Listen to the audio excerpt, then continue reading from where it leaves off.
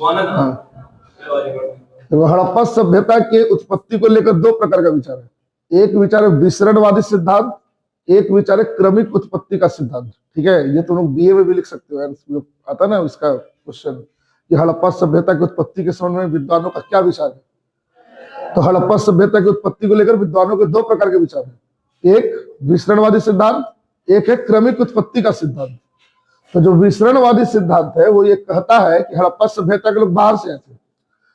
ठीक है, जैसे सुमेरिया से आए थे या फारस से आए थे, या फिर वो कहते हैं कि मेसोपोटामिया से आए थे। और जो क्रमिक उत्पत्ति का सिद्धांत है, ये क्रमिक उत्पत्ति का सिद्धांत ये कहता है कि हड़प्पा सभ्यता के लोग भारतीय थे और अचानक से शहर विकसित नहीं हुआ, पहले प्राग के हड़प्पा स्थल थे, ताम्रपाषाणिक स्थल जो थे वही आगे चलकर हड़प्पा सभ्यता में विकसित कर गए।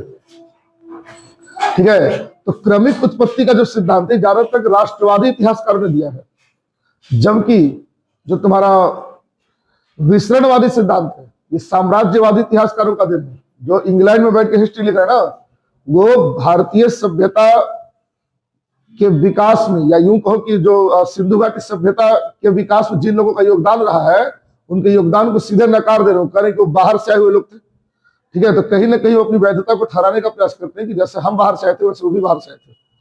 ठीक है, तो विसरणवादी सिद्धांत अब मान्य नहीं रहा, क्रमिक उत्पत्ति का सिद्धांत मान्य है, जिसमें कहा गया है कि हड़प्पा सभ्यता जो थी वो पहले ताम्रपाषाण संस्कृति थी, और यही ताम्रपाषाण संस्कृति के जो गांव थे यही आगे चलकर हड़प्पा सभ्यता में विकसित हो गए। ठीक है, तो ये आप लोग को ध्यान रखना।